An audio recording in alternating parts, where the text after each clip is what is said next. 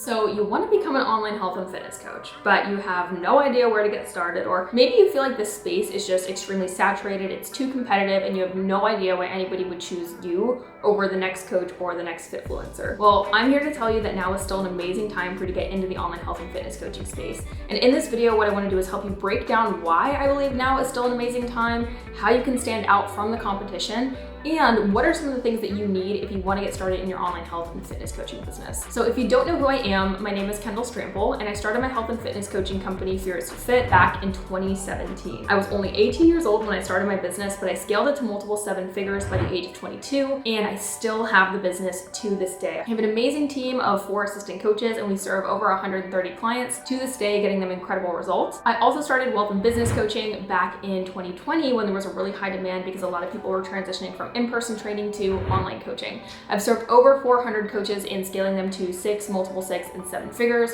And so I want to give you just some of my expertise and some of my personal opinion as to why now is still an amazing time for you to jump into the industry if you truly want to become a coach. So first, let's break down why I think a lot of people are hesitant or even afraid to jump into the coaching space. A lot of people think that the space is saturated, and I will tell you, there are hundreds of coaches who are joining the space pretty much on a daily basis. I was gonna say weekly, but it's almost like a daily basis nowadays. And that being said, I want you to take this into consideration. You're here watching this video because you want to get educated. You're here watching this video because you care and you want to make a massive impact. There are plenty of people who just slap "I'm a coach" in their Instagram bio or on whatever social platform that they're using, and they try to get clients just from that alone. And I'm going to tell you nowadays that's not really going to get you clients, first thing, but second off is they're not really well established. And so while you might think that there are tons of well-established coaches out there, there are plenty of people who are just looking to do this on the side for extra cash. If you're here, I know that this is probably something you want to make a career out of and you want to go full-time in. And so the space might seem a little more saturated than it actually is. Now, you also might be wondering, why is anybody going to choose me over the next coach? Well, here's the thing. In the online health and fitness coaching space, you can get educated, but people aren't just going to buy coaching, they're also going to buy coaches. And so there are plenty more people who need a coach versus the amount of coaches that are out there. Not only that, but it's more than likely that someone is going to choose you not only because of your expertise, but also because of your personality and because of who you are. And there's no other you in the entire world. Now, I know that might sound a little cheesy or maybe a little bit cliche, but it's true. If you're showing your personality online and you have a social presence, it's going to make it really easy for somebody to choose you over the next coach because it's a lot easier to build trust and rapport with people through social media. So there are a lot more people that need coaches than there are coaches in the actual space. Not only that, but like I said earlier, just because you see somebody with a massive following or you see somebody who's been coaching clients previously, it doesn't mean that people are always going to choose that person. Now, I will tell you, I'll be really transparent.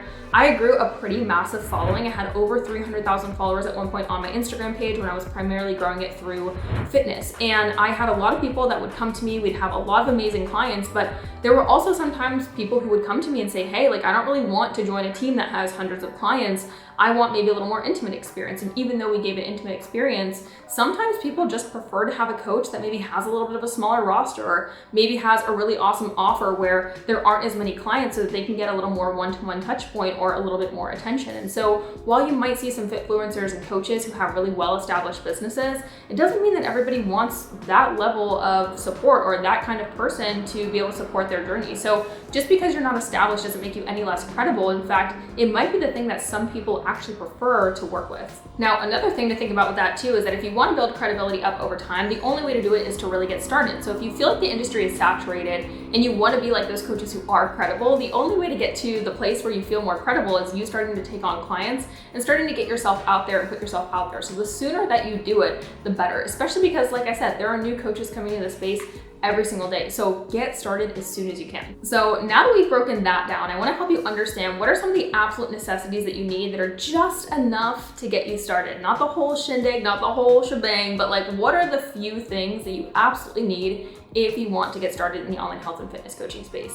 Now, you can obviously get clients in real life. I recommend that any online coach is still doing the in-person networking, but let's break down what you need in order to get online clients. So the first thing is obviously going to be a social presence. I cannot recommend this enough, but get on the platform that you find that your ideal client is sitting on. If you're struggling to figure that out, it's more than likely the platform you're using the most. I will say, just from my own personal experience and from my clients' experiences, Instagram is by far the easiest platform that I've seen be able to get quality leads in the door and be able to consistently sign online clients for fitness coaching. So I personally love the platform of Instagram. Now, I have other videos where I talk a little bit about how to go about posting on social media when you're just getting started and different things that you can be using to start getting people into your ecosystem. But the first thing to note is that you obviously just need a social presence and you need to consistently be posting on there. My recommendation is 4 to 5 times a week, not only on your feed, but also if you can on your story, and making sure that you are putting video up. The second thing that you're going to need is an offer. Now, a lot of people overcomplicate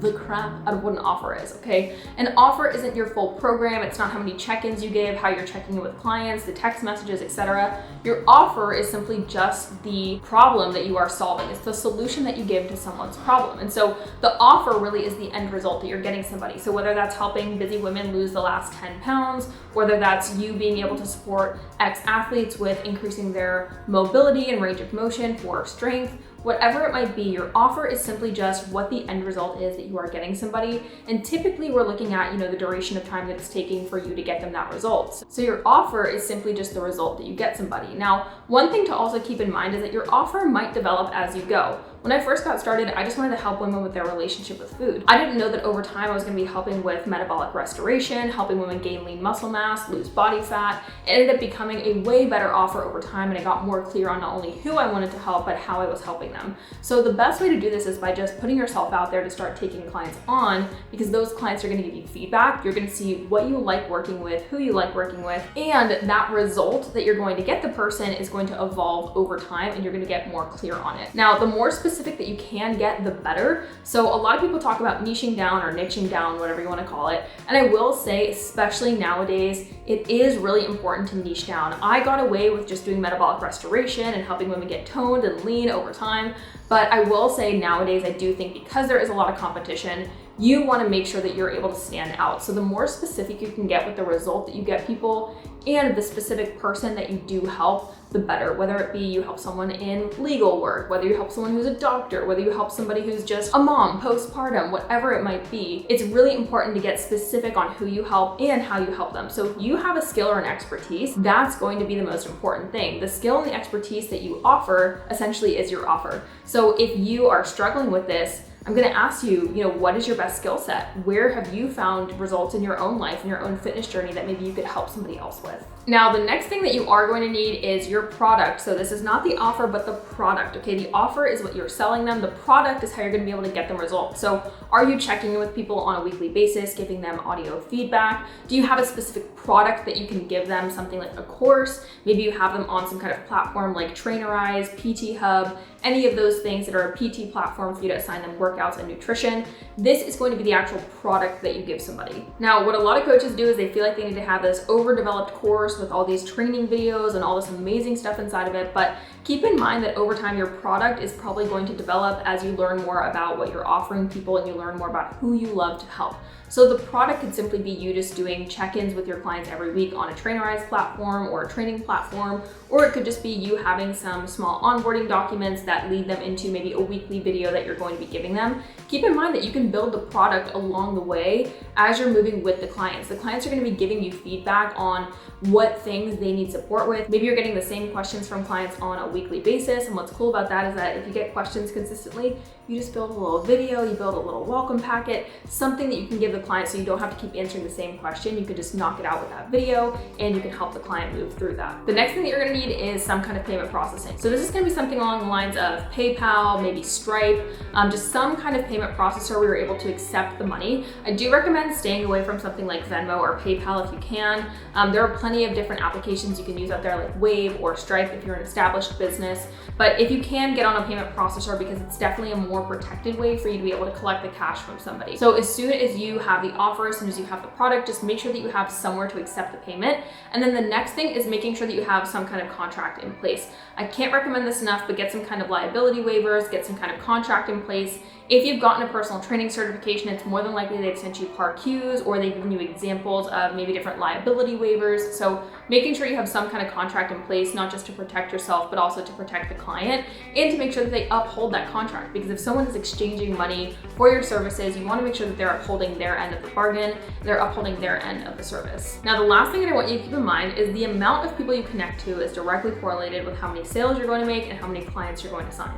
So if you want to make more sales, if you want to sign more clients, then you need to consistently be connecting to people. I always call this planting seeds with my clients. Every week you want to be planting seeds with new people, whether it be in person or whether it be online. If you notice that there are people watching your Instagram stories, liking your post, commenting on your post, those are some of the best people to start reaching out to and start calling them into your offer. I can't express this enough, but if you want to be an online coach, you have to sell. You might have this incredible offer, even though it's not overly developed, but if you can get somebody a solution, it's your duty and it's a disservice to not be able to actually put that up front and say, hey, look, like I want to help you, I can get you this result. So if you're looking to step into the world of online coaching, the best thing that you can do is connect to as many people as you can. That's going to directly correlate with the amount of sales that you make and the amount of clients that you sign. So be in the DMs with people, be interacting with people, meet people in real life, and talk about what it is that you do. No one's gonna believe that you're an online health and fitness coach until you start telling people that you're an online health and fitness coach. So go post on your social media, go tell people about what you're doing, go tell people about what your offer is.